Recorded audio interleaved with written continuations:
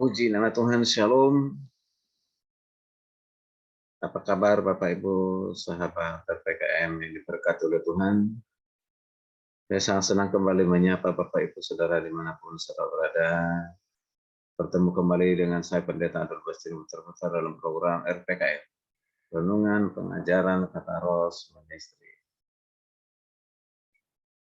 Berdoa supaya Bapak Ibu senantiasa sehat, diberikan hikmat, dan dicukupkan segala kebutuhannya. Puji nama Tuhan, ada kesempatan yang berbahagia, yang baik ini kembali kita bersama-sama akan diberkati dengan satu pengajaran yang mungkin masih kita belum paham atau mungkin masih pertanyaan bagi kita, atau mungkin ada orang lain bertanya, kita tidak bisa menjawab, yaitu tentang apa maksudnya Yesus datang bukan untuk membawa damai, melainkan pedang. Wow. Ya, sejenak kalau kita perhatikan dari ayat ini, oh Yesus kok kejam sekali ya. Yesus datang bukan untuk membawa damai, tapi melainkan pedang. Ya, ya kata kalau kita bilang di sini damai dan pedang. Pedang itu biasanya orang gunakan untuk perang, gitu kan. Kalau damai itu artinya mana ada satu persekutuan, ya ada hubungan yang baik satu sama lain, tidak ada permusuhan. Kalau pedang itu kesannya negatif. Apakah benar demikian? Ya, nah, mari kita bersama-sama menyimaknya. Saya baca dulu satu firman Tuhan yang dikatakan dalam Matius 10 ayat 34. Ini langsung perkataan Yesus ya. Perkataan Yesus Matius 10 ayat 34 berkata demikian. Matius 10 ayat 34 ya. Dengan judul perikop, Yesus membawa pemisahan bagaimana mengikuti Yesus. Ayat 34, jangan kamu menyangka bahwa aku datang untuk membawa damai di atas bumi. Aku datang bukan untuk membawa damai, melainkan pedang. Wow, luar biasa. Ini langsung keluar dari ucapan Yesus ya. Ini adalah ucapan Yesus yang mengatakan, aku datang bukan untuk membawa damai, melainkan pedang. Mari kita bersama-sama kita menyimak apa sih maksudnya dari ayat ini. Kalau kita perhatikan judul perikopnya yang diberikan oleh Lembaga Alkitab Indonesia, Yesus membawa pemisahan bagaimana mengikuti Yesus. Jadi ada pemisahan bagaimana bisa mengikuti Yesus. Pemisahan antara siapa dengan siapa. Nah, itu dia ya. Baik, Bapak Ibu kasih Tuhan. Ya, jadi karya Kristus ya pada jiwa secara pribadi itu bisa membantu kita untuk memahami maksudnya.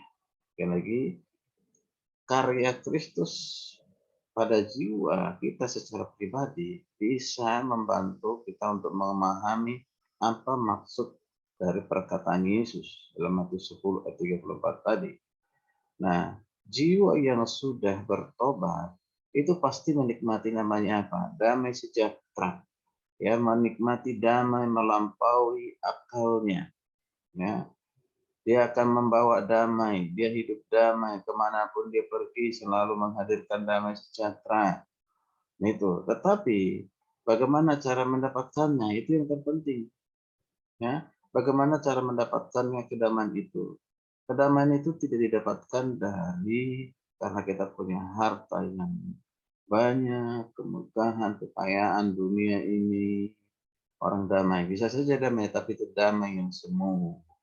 Ketika tidak ada tantangan, hambatan, ya kan, dalam hidupnya, ya, ya, karena semua serba ada, nah damai, nah itu boleh saja. Tapi itu damai semu, bukan itu yang dimaksudkan oleh damai dalam Alkitab, Bapak Ibu kasih Tuhan. Nah, lalu bagaimana kita mendapatkan damai yang seperti itu, damai yang sejati, damai yang luar biasa?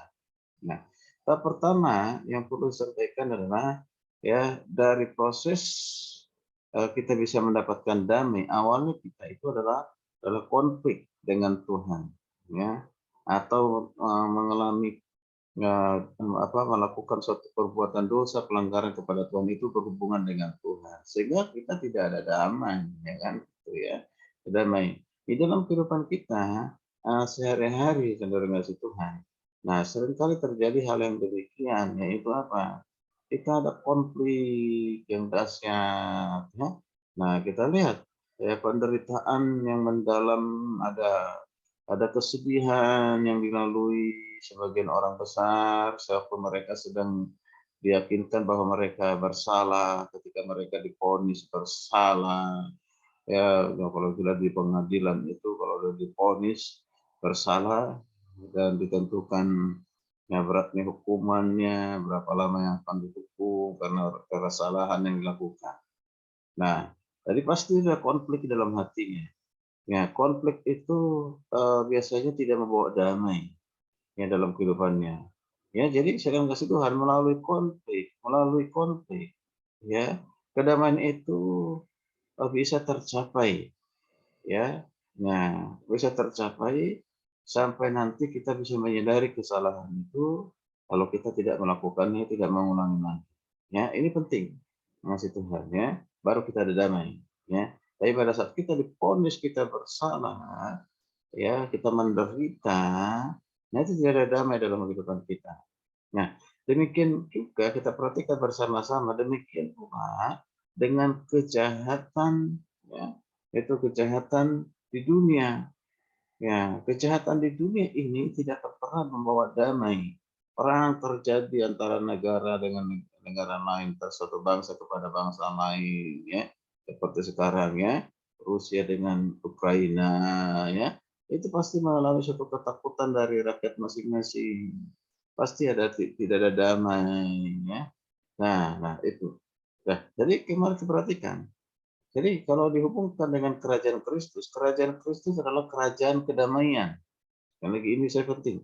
Kerajaan Kristus adalah kerajaan kedamaian. Tetapi bukan pendamaian yang tercelah dengan kejahatan dan penindasan. Seperti yang dilakukan oleh dunia ini. Ya, dimulai dari suatu ya kejahatan ya atau penindasan ya kemudian berdamai, nah itu tidak seperti itu ya.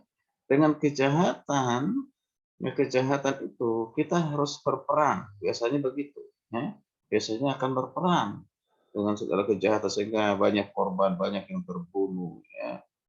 Masyarakat yang tidak tahu apa-apa karena perang, wah dia terbunuh mati kan gitu tuh. Nah, ya.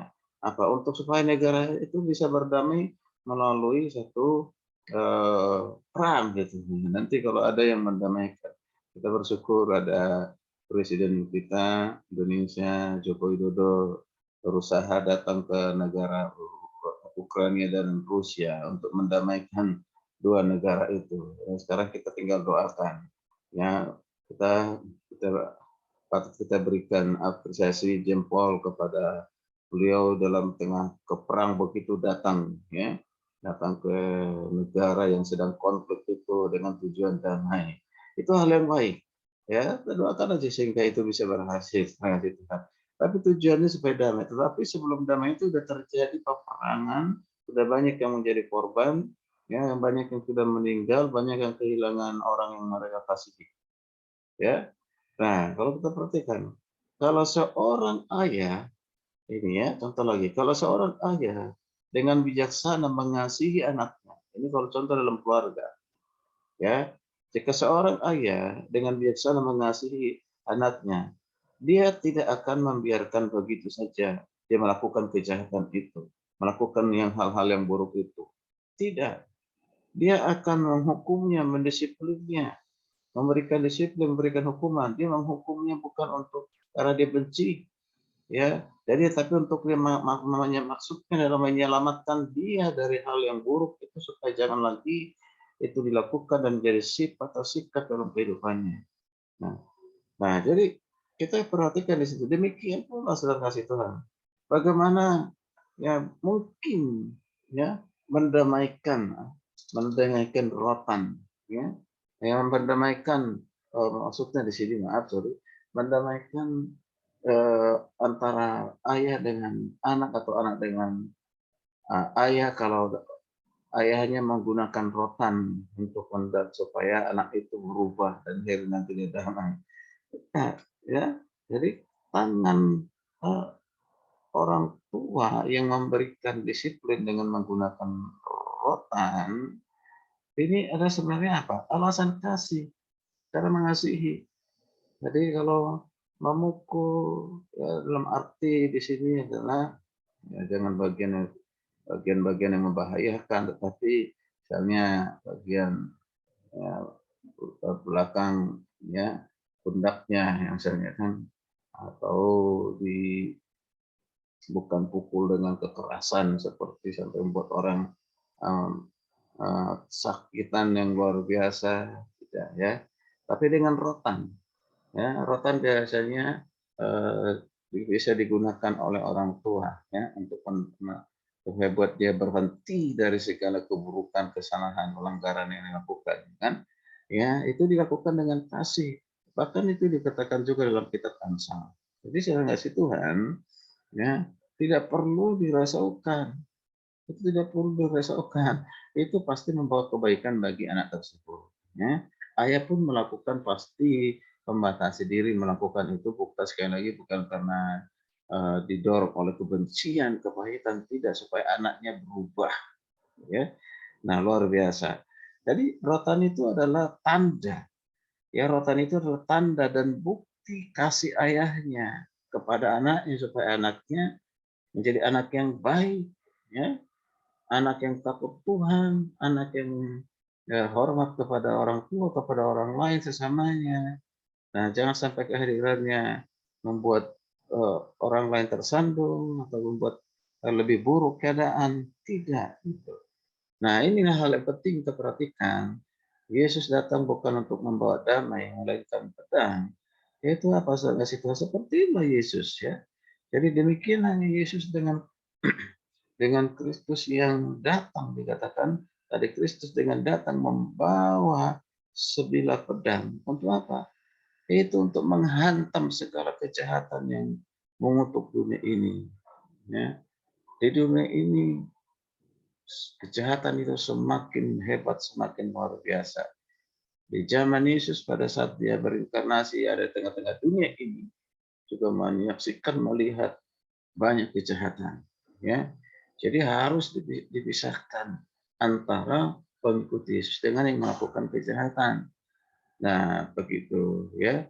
Jadi dari mana kita bisa mendapatkan damai itu adalah dari Yesus. Dia datang untuk membawa damai sejahtera. Ya, damai sejahtera. Nah, lalu bagaimana supaya mengubah mereka? Ya, yang mengubah mereka yang melakukan kejahatan dengan dahsyat luar biasa. Ya, yaitu dengan apa? Teguran keras, dengan disiplin. Ya, tidak apa yang tadi dikatakan melainkan dengan pedang. Wow, luar biasa. Jadi pedang di sini jangan diartikan secara harafiah apa pedang yang sering digunakan untuk senjata kejahatan dan yang lain. Tidak ya. Ini adalah menunjukkan kepada satu makna rohani ya, makna rohani ya. Jadi Yesus datang itu untuk apa? Membinasakan yang jahat, menghantam orang-orang yang jahat dengan kebaikan supaya apa? Dia bertobat, datang kepada Tuhan, lalu hidupnya pun damai. Karena damai sejahtera itu hanya kita peroleh dari Yesus Kristus. Sekali lagi, damai sejahtera kita hanya dapatkan, kita peroleh di dalam Yesus Kristus, yaitu dengan apa?